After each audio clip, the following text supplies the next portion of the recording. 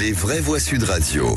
Bonsoir Félix. 3 mots dans l'actu qui sont immigration, agriculteurs et antisémitisme. Le Conseil constitutionnel vient de censurer un bon tiers de la loi immigration. La droite est vent debout. Le gouvernement préfère voir le verre à moitié plein. Les agriculteurs continuent à se mobiliser, à bloquer des routes et des dépôts. Ils se rapprochent de Paris, tandis que Gabriel Attal promet dès demain des propositions concrètes, des mesures de simplification. Et puis les actes antisémites ont bondi de 1000% en France depuis le 7 octobre, selon un rapport du Conseil représentatif des institutions juives de France. Les vraies voix Sud Radio. Ça y est, la décision est donc tombée. Le Conseil constitutionnel vient de retoquer un bon tiers de la loi immigration. 32 articles sont jugés sans lien suffisant avec le texte, dont le durcissement de l'accès aux prestations sociales, au regroupement familial ou l'instauration d'une caution retour pour les étudiants étrangers.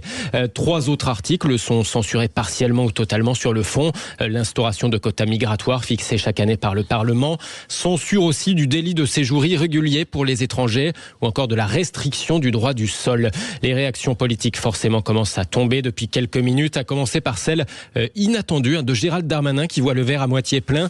Une trentaine d'articles censurés sur 86. Le Conseil constitutionnel valide, selon lui, l'intégralité du texte du gouvernement.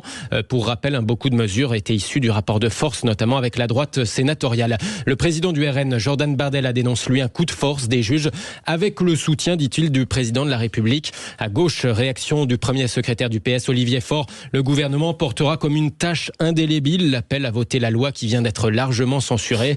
Enfin, le président d'LR, Éric Ciotti, déduit de cette censure qu'une réforme constitutionnelle est, je cite, plus que jamais indispensable. C'est intéressant de voir que c'est les Républicains qui partent en premier sur le Conseil constitutionnel avec le Rassemblement national. On en parlera parce qu'on est très en retard. Deuxième mot, agriculteur. Le Premier ministre promet des réponses concrètes à la colère dès demain. Oui, en attendant, les exploitants menacent désormais de bloquer la capitale. Ici, les tracteurs à Melun, à 50 km de Paris, désormais avec Clément Arion de Sud Radio. Reportage à retrouver demain matin. Dans le sud-est, les agriculteurs bloquent l'autoroute A54 entre Salon de Provence et Arles. Depuis ce matin, blocage qui va se poursuivre au moins jusqu'à demain matin avec ces annonces du gouvernement. Nous n'avons plus rien à perdre, estime Rémi Binson, éleveur à Saint-Martin-de-Crau. J'espère qu'on ira jusqu'au bout parce que le problème, c'est qu'on est tellement dans un point de non-retour. C'est très très grave ce qui se passe en France. On n'est plus considéré et on a un gouvernement qui se fout totalement de l'agriculture. Mais il ne faut pas qu'on lâche, il faut qu'on tienne parce qu'un pays sans paysans, c'est plus un pays. Quand on a touché le bout, on est au bout du bout et qu'on a des jeunes installés et qu'on n'y arrive plus, on n'a plus rien à perdre. Je fais ça pour mes enfants et puis pour la suite, il n'y a pas de souci. On est obligé de faire plusieurs métiers pour s'en sortir. Moi, je suis éleveur, je suis en même temps entrepreneur, je suis en même temps autre chose pour essayer de m'en sortir, ce qui n'est pas normal. Et puis administrativement, c'est trop lourd pour nous. Donc on n'y arrive plus. On n'a pas choisi ce métier pour faire de l'administratif tout le temps. Et il y a des normes, c'est des surnormes et ils font que nous emmerder. Un des propos recueillis par Lionel Maillet pour Sud Radio. En tout cas, après avoir réuni les ministres de l'Agriculture et de la Transition écologique, Gabriel Attal promet des propositions concrètes, des mesures de simplification dès demain. 3e mot, antisémitisme avec des chiffres terrifiants. 1676 actes antisémites recensés en 2023, c'est 4 fois plus que l'année précédente. Agressions physiques, insultes, dégradation de bâtiments par exemple. Ces violences se sont multipliées par 10 depuis le 7 octobre selon le Conseil représentatif des institutions juives de France. Un rapport du CRIF compile les remontées du ministère de l'Intérieur et du service de protection de la communauté juive.